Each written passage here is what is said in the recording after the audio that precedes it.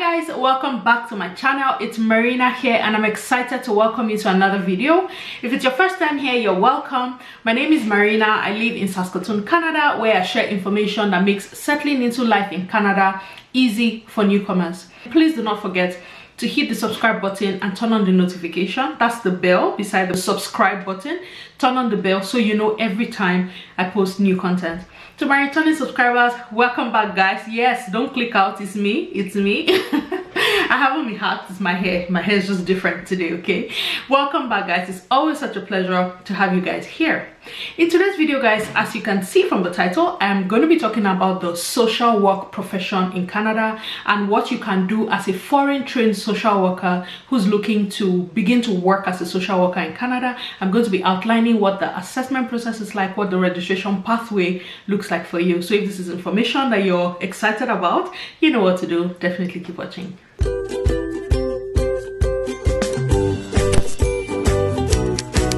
First of all guys, I'm just going to say that social work is a very noble profession. I have new respect for social workers in Canada. The last 1 year with the pandemic and the stress that a lot of people had to go through because of the pandemic, it gave us new respect for social workers. Social workers became our heroes, like really, because part of their responsibility involves helping families, individuals, groups and communities enhance and improve their overall well-being. So do you see how much we depended on them the last 1 year? Yes, social workers have been our heroes the last 1 year, and I salute all of you who are social workers out there. You guys keep us all together and we are grateful. Okay, as usual guys, I'm going to be talking about this from the perspective of a foreign trained professional. So you already have social work education, you already have social work experience. We just need to know how to now take that education and that experience and transfer it into the Canadian job market. The first thing that you will need to do is an evaluation of your credentials. Some other professions allow you to do your credential evaluation using third-party evaluating bodies like WES, like ICAS, but for social work it's slightly different because the evaluation of your credentials is done by the Canadian Association of Social Workers, CASW. It's a central body that is located in Ottawa in Ontario. That's where credential evaluation is done for foreign trained social workers who are looking to transfer their education and experience to Canada. The assessments that is generated from the Canadian Association of Social Workers after the credential evaluation is done, the report that is generated is accepted in all the provinces in Canada except British Columbia and Quebec. For British Columbia, their assessment is still done using International Credential Evaluation Service, ICES. It's a third-party evaluating body that assesses credentials for foreign trained social workers. So it's slightly different for BC and for Quebec. But for every other province, the report from the Canadian Association of Social Workers is more than enough to get you registered. Okay, the application to assess your credentials is in two parts. The first part are for requirements that must be sent directly to the Canadian Association of Social Workers from the educational institution that you attended. There's a verification form that can be downloaded from the website. That verification form has to be filled out by your school and duly signed by the Dean of the Faculty of Social Work, and then your transcripts also have to be sent. At this point, the applicant has no role to play. All you do is download the form, send it to your school, and have your school send the filled form directly to the Canadian Association of Social Workers. Same with your transcripts. So that's the major part that the school has to do, the transcripts and the verification form. The second part of the application process is the part that is done by the applicant or done on behalf of the applicant. The beautiful thing about the documentation required in this second part is that it can also be sent by email. Okay, emails are even preferred, but if you cannot send it by email, then they ask you to send like paper copies to the office, but first preference is by email. And the documentation you need for this part is an application form. All of this can be found on their website. I'm going to be leaving links to the website in the description box so you can check and see what the application form looks like. If I can, I'll put maybe like a screenshot on the screen, but if not, a link will be in the description box. You need an application form, and then you need course descriptions of all the courses on your transcript. If you cannot get your school to provide official outlines for the courses that you have done, the Canadian Association of Social Workers accepts 2 to 3 line description of each of the courses that you did. It must include information like the course objectives, the learning plans and things like that. And then you also need to provide field practice description. If you have had practicums, if you have had social work education, of course you would have done practicums, then they expect you to provide description about what your field practice was like, the number of hours, the kind of setting, what kind of supervision did you have, what kind of evaluation was done, and it must be academic evaluation. So volunteer experience might not necessarily count here. It has to be academic practicum and the academic evaluation that was done while you were doing that practicum. You're also advised at this point to provide what your overall on-site experience was like. Just provide every information that's necessary to aid your application. Okay, so you need to provide that information as well. Please note that for the field practice description, same as the course outline,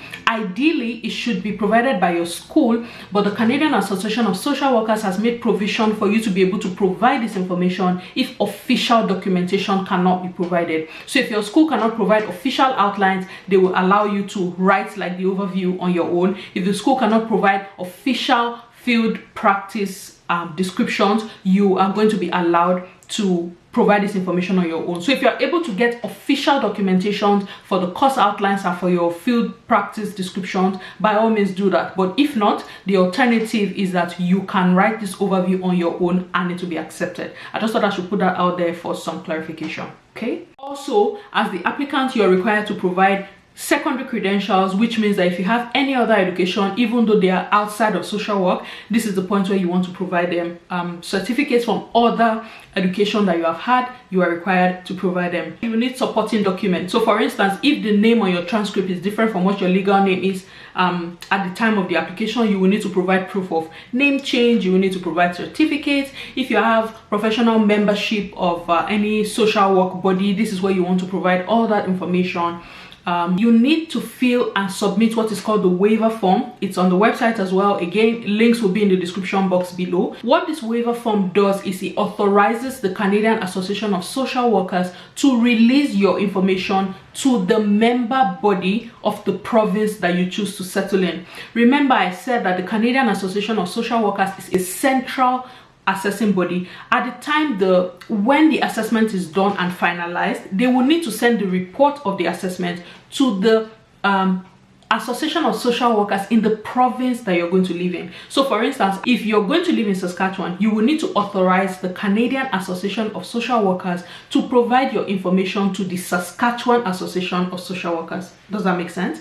Depending on the province that you're going to live in, you will need to sign this waiver form authorizing them to release your information to that province. Now, you must indicate the province that they are going to be releasing your information to. You need to indicate what province you're going to be living in, what province you're going to be practicing social work in, so that they know exactly where they're releasing your information to. So this is not a process you can do from outside Canada. If you live outside Canada and you're not sure where you're going to be, or you haven't landed, it might be tough to do this at this time. You need to be able to indicate exactly what province you are going to. Okay, and then of course the application fee. The application fee to have your credentials assessed is $300 plus tax. So because the organization is in Ontario, a 13% HST is going to be applied to the $300, which brings it to about $339. That's the fee you pay to have your credentials evaluated by the Canadian Association of Social Workers. Okay, now because the information that they need is not going to come from one place, some of it to come from your school, some of it to come from the individual, they open a file for you as soon as they receive the first set of documents, but the assessment is only going to begin after all the documentation as well as the payment has been received. And this process, after all the documents have been received, the assessment process can take anywhere between 6 weeks to 12 weeks for a report to be generated and sent to the provincial body that you have instructed them to send it to. Okay, so after that report is done and your credentials have been evaluated and it is determined that it's an equivalent to a Canadian social work degree, that's when you now proceed to the provincial member body to complete your registration. Because I live in Saskatchewan, I'm going to be using Saskatchewan as my base point for what the provincial registration looks like. Okay, I took the liberty to check on the website of the Saskatchewan Association of Social Workers, and I was able to pull out some information about what the registration process looks like. So for foreign trained social workers or people who have never been registered in that association, you're going to have to pay the registration fee. Now the registration fee can be on the basis of if you're going to practice social work full-time or part-time. If it's full-time, the fee is different. If it's part-time, the fee is different. If you're paying registration fee for the entire year, the fee is different. If you're paying for half the year, say like July to December, the fee is then prorated and it will be reduced. So if you're applying as a full-time member of the association for the full year, the fee is about $390 for the full year for full-time. If you're registering as full-time but for half the year, it's about $228. If you're registering part-time for the full year, it's about $255 for the year. But if you prorated part-time for half the year, then the fees becomes just a little under $150. So that's what the fee is like for Saskatchewan, okay? And then the other documents you're required to provide will be like an updated criminal record check from your local police division or the local RCMP office where you live. Again, this is another reason why you cannot do this from outside Canada, because for your criminal record check, you need to be able to go to your local RCMP, and from outside Canada, I don't know how you're going to do that. Also, you need a character reference that is provided on the character reference form that is found on the website. This one can be done by somebody who has directly supervised you. If you have had previous experience, you can use a previous supervisor who has supervised you, just somebody who can speak to the character, to your character and the quality of the work that you do, okay? And then you need an updated resume just to show your work history and the work that you have done in the past. So with all of this documentation, that's what is needed to complete your registration with the provincial body, in this case Saskatchewan. Now, because you have already done credential evaluation with the Canadian Association of Social Workers, you do not need to provide transcripts to the provincial body. The report that is generated by the CASW is going to suffice for your provincial registration, so you don't have to do that twice, which is a good thing, okay? So these are all the documentations you need to complete your registration with the provincial body.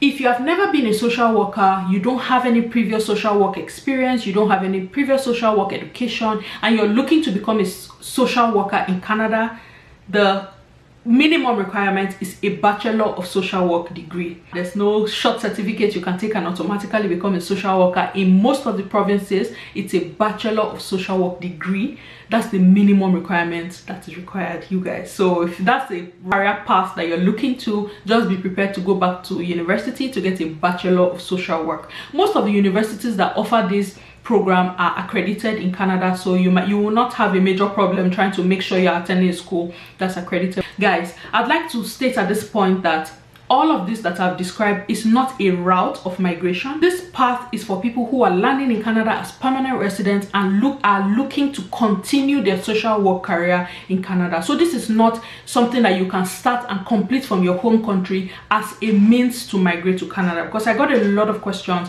from people when I did the teaching profession video asking me if they can complete the certifications from their home countries so that they can find jobs and move to Canada. Actually, no. It is how you can get back into your profession after you have arrived in Canada. I am not an immigration consultant. All of this I'm telling you is not as a route of migration. Like I said, it is how to ease your transition back into your profession after you have landed in Canada. Okay guys, so that's what the process is like. I'm going to be leaving links in the description box to further back up most of the things that I've said here today. If you want more information, you will find them there. I'm going to be leaving links to the Canadian Association of Social Workers website. I'm also going to be leaving links to the Saskatchewan Association of Social Workers website, so you can go and check and verify the information for yourself. And if you need more information, you will find the information right on the website. Okay, well, thank you very much for watching this video, guys. I really do hope you enjoyed it and you learned something new from this. For all the people, social workers, who have been asking me, I can't sleep now with my 2 eyes closed.